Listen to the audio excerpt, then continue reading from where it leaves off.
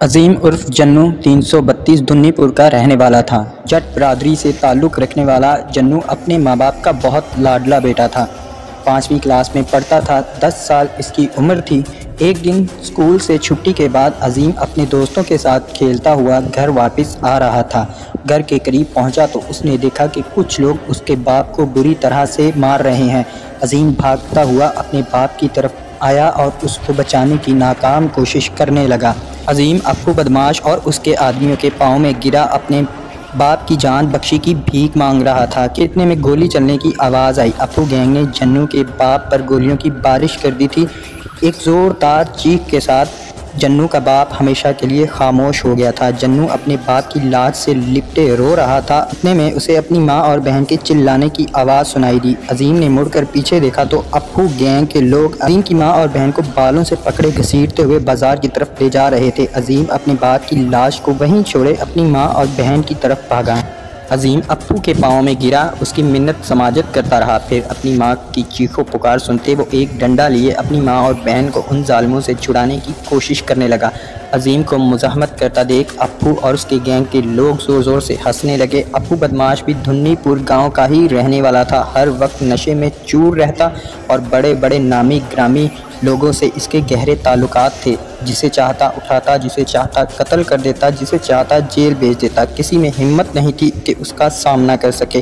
یہی وجہ تھی کہ پورا دھنی پور گاؤں عظیم اور اس کے گھر والوں پر ہونے والا یہ ظلم دیکھ رہے تھے، مگر کسی میں یہ ہمت نہیں تھی کہ وہ ابو کے سامنے کھڑا ہو سکے۔ اب ابو گینگ کے لوگ نے عظیم کو پکڑا اور زمین پر باندھ دیا، تھوڑے کے ساتھ اس کے گھٹنوں میں کیل گاڑے۔ پھر بھی تسلی نہ ہوئی تو ہتھوڑے کے پے در پے وار کر کے اس کے گھٹنوں کو چکنا چور کر دیا اور اسے مرا ہوا سمجھ کر دھنی پور گاؤں کے باہر ایک درخت کے نیچے پھینک دیا۔ مگر عظیم کی زندگی ابھی باقی تھی۔ جس جگہ عظیم کو پھینکا گیا وہیں سے ایک ڈاکٹر کا گزر ہوا۔ وہ عظیم کو ہسپتال لے گیا، وہاں اس کا علاج ہونے لگا۔ عظیم کی حالت بہتر ہونے لگی۔ عظیم کی حالت بہتر ہونے پر ڈاکٹر نے اس سے پوچھا کہ اس کے ساتھ کیا ہوا ہے، جس پر عظیم نے اپنے اوپر ہونے والی ظلم کی داستان سنا دی۔ عظیم کی داستان سنتے ہی ڈاکٹر نے پولیس کو بلایا اور عظیم کی پوری کہانی پولیس کو بتائی، مگر پولیس عظیم کو ہی پکڑ کر اپنے ساتھ تھانے لے گئی اور جھوٹے مقدمات بنا کر 25 سال کے لیے جیل میں ڈال دیا، جہاں اس کی ملاقات رزاق عرف شاکی سے ہوئی۔ یہ ملاقات گہری دوستی میں بدلی، پھر یہ دونوں ہر وقت ایک دوسرے کے ساتھ رہنے لگے۔ شاکی کا تعلق جنگ سے تھا اور عمر میں بھی یہ عظیم کے برابر ہی تھا۔ دیکھتے ہی دیکھتے 6 سال کا عرصہ گزر گیا۔ شاکی کی سزا ختم ہو چکی تھی اور وہ عظیم سے یہ وعدہ کر کے آیا تھا کہ وہ بہت جلد اس کو جیل سے نکال لے گا، اور ہوا بھی ایسا ہی۔ جیل سے باہر آتے ہی شاکی نے اپنے دوستوں کے ساتھ مل کر عظیم کو جیل سے بھگانے کا پلان بنایا، اور پھر اس پلان پر عمل کرتے ہوئے وہ عظیم کو جیل سے فرار کرنے میں کامیاب ہو گئے اور جنگ آ گئے۔ عرصہ شاکی کے پاس رہنے کے بعد عظیم ہنجلی گاؤں کے ایک دشمندار آدمی کے پاس گیا اور اس کو اپنی پوری کہانی بتائی اور کہا کہ وہ دشمندار عظیم کو اپنی شاگردی میں لے لے، جس پر مان گیا۔ قریب 6 مہینے بعد وہ آدمی عظیم کو کچھ اسلحہ اور ایک گھوڑا دیتا ہے اور کہتا ہے کہ اب تم تیار ہو۔ وہاں سے نکلنے کے بعد وہ اپنے گاؤں دھنی پور کا رخ کرتا ہے۔ گاؤں پہنچتے ہی وہ ابو بدماش کے ڈیرے پر جاتا ہے، جہاں ابو بدماش اپنے کچھ آدمیوں کے ساتھ موجود ہوتا ہے۔ عظیم فائر کرتے ہوئے ابو کے ساتھ موجود اس کے گینگ کے 4 لوگوں کو قتل کر دیتا ہے اور ابو کو اسی جگہ لے جاتا ہے جہاں اس نے عظیم کے باپ کو قتل کیا تھا، اس کی ماں اور بہن کو بے عزت کیا تھا۔ عظیم ابو کو یاد دلاتا ہے کہ کس طرح اس نے عظیم کے بے گناہ باپ کو قتل کیا تھا اور اس کی ماں بہن کو بے عزت کیا تھا۔ یہ کہتے ہی عظیم اس کے بازو پر فائر مار دیتا ہے اور پھر کہتا ہے، مجھے دیکھ، میں وہی 10 سال کا بچہ ہوں جو تم سے اپنے گھر والوں کی جان بخشی کی بھیک مانگ رہا تھا اور تجھے اسی جگہ ٹانگوں سے معذور کر دیا تھا۔ دیکھ، وہی معذور بچہ آج تمہارے سامنے کھڑا ہے، فرق صرف اتنا ہے، کل میں تمہارے پاؤں میں تھا اور آج تم میرے پاؤں میں۔ یہ بولتے ہی عظیم اس کی دونوں ٹانگوں پر فائر کرتا ہے۔ ابو عظیم سے معافی مانگتا ہے کہ وہ اسے زندہ چھوڑ دے۔ جیسے ہی ابو یہ الفاظ بولتا ہے، عظیم اس پر فائر کھول دیتا ہے۔ ابو کی موقع پر ہی موت ہو گئی۔ بعد عظیم نے وہیں یہ اعلان کیا کہ جو بھی کسی غریب پر ظلم کرے گا وہ میرا دشمن ہے، اور یہیں سے عظیم بنا جنو۔ اپو کو قتل کرنے کے بعد جنو جنگ واپس شاکی کے پاس چلا گیا۔ دوسری طرف اپو گینگ جنو کی تلاش میں لگ جاتا ہے۔ پنن کے گاؤں میں اپو کے قریبی آدمی اشفاق عرف ملکی، جو کہ جنو کی ماں بہن کو بالوں سے گھسیٹتے ہوئے گھر سے باہر لائے تھے، اس نے یہ اعلان کروایا کہ جنو میں ہمت ہے تو مجھ سے مقابلہ کرے، وہ گاؤں میں اس کا انتظار کر رہا ہے۔ جنو پہلے ہی ملکی کی تلاش میں تھا۔ جیسے ہی جنو کو ملکی کی اطلاع ملی، وہ شاکی کے ساتھ اس گاؤں کی طرف چل دیا۔ گاؤں پہنچتے ہی جنو کا سامنا پولیس سے ہوا، جو کہ 3 گھنٹے تک چلا۔ بالآخر پولیس کو پیچھے ہٹنا پڑا۔ ایس ایچ او کو گن پوائنٹ پر رکھ کر شاکی اور جنو ملکی کے گھر میں داخل ہوئے۔ ملکی اپنے کمرے میں موجود چارپائی کے نیچے چھپا ہوا تھا۔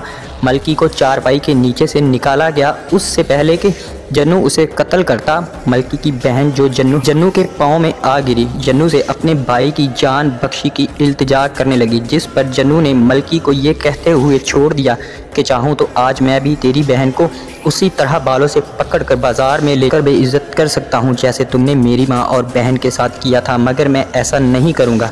جنو نے ملکی کی بہن سے کہا، تم میری بہن کی طرح ہو، تمہاری وجہ سے آج زندہ چھوڑ رہا ہوں، مگر آج کے بعد کبھی بھی یہ میرے سامنے آیا تو میں اسے قتل کر دوں گا۔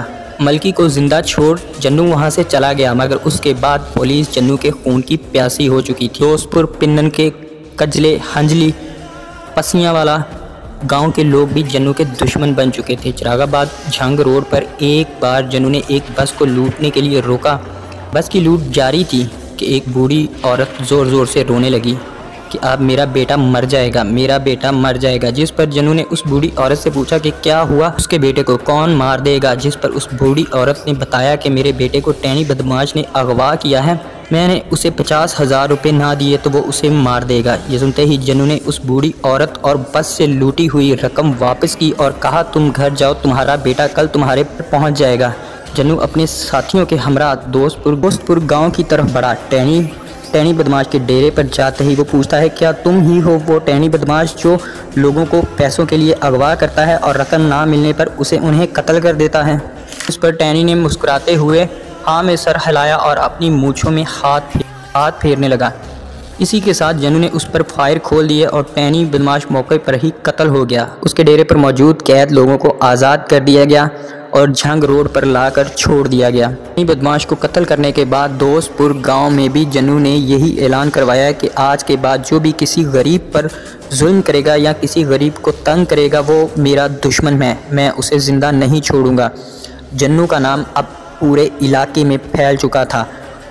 اسی طرف عصمت اللہ کو جنو کا ٹاسک سونپ دیا گیا تھا۔ عصمت اللہ موچی والے تھانے کا ایس ایچ او تھا اور بہت بہادر تھا۔ اس کو ٹینی کے قتل کا پتہ چلا تو وہ نواں لاہور کی جامعہ مسجد میں یہ اعلان کرواتا ہے کہ وہ 14 تاریخ کو جنو کو زندہ یا مردہ گرفتار کر لے گا۔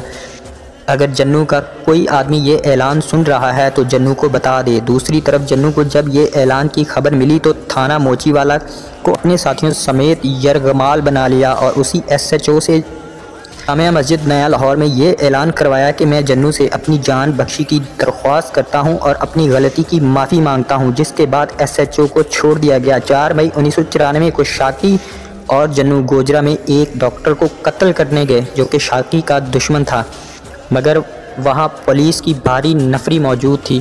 شاکی اور جنو نے برقع پہنا اور ہسپتال میں داخل ہو گئے اور ڈاکٹر کو فائر مار کر وہاں سے فرار ہو گئے۔ پولیس نے ان کا پیچھا کیا۔ کجلا گاؤں میں گنے کے کھیت میں ان دونوں نے پناہ لی اور پولیس نے ان کا گھیراؤ کیا اور نفری بلا لی گئی۔ وہاں پولیس مقابلہ شروع ہوا جو قریب 2 دن تک جاری رہا، جس میں 8 پولیس والے مارے گئے اور 12 زخمی ہوئے۔ اس مقابلے میں شاکی بھی مارا گیا جبکہ جنو وہاں سے نکلنے میں کامیاب ہو گیا۔ شاکی کے مرنے پر نواں لاہور کی ایک شخصیت جس کا تعلق ایک سیاسی شخصیت سے تھا، شاکی کی لاش پر چھڑیاں ماری اور لاش کی بے حرمتی کی، جس کی خبر جنو کو ہو گئی۔ جنو اسی رات اس کے گھر گیا اور اسے قتل کر دیا اور واپس جنگ چلا گیا۔ کچھ وقت بعد ایس ایچ او عصمت اللہ کو یہ خبر ملی کہ جنو پاس ہی گنے کے کھیت میں پناہ لیے ہوئے ہے۔ ایس ایچ او عصمت اللہ نے اس کے آس پاس کے تھانوں سے بھاری نفری بلائی اور جنو پر حملہ کر دیا، جس میں جنو کو 3 فائر لگے مگر وہ وہاں سے بھاگنے میں کامیاب ہو گیا۔ کچھ ہی دور جا کر جنو اپنی گھوڑی سے گر گیا۔ اس سے پہلے کہ پولیس پہنچتی ایک شخص جنو کو اٹھا کر اپنے گھر لے گیا اور اس کا علاج کروانے لگا۔ صحت یاب ہونے کے بعد جنو نے SHO عصمت اللہ سے کھلا اعلان جنگ کر دیا۔ جنو نے یہ اعلان نواں لاہور کی جامعہ مسجد میں سن 1996 میں کروایا اور کہا کہ وہ 14 تاریخ کو SHO عصمت اللہ کو قتل کر دے گا۔ یہ اعلان کے بعد SHO عصمت اللہ نے اپنی سیکیورٹی بڑھا دی اور گھر پر بھی پولیس کا پہرا سخت کر دیا۔ اس نے ایک ماسٹر پلان بنایا جس میں ایک ہی دن اس نے اپنے سارے دشمنوں کو قتل کرنے کا منصوبہ تیار کیا۔ یہ ایک انتہائی خطرناک قدم تھا مگر جنو اپنے انتقام کی آگ میں سب کچھ بھول چکا تھا۔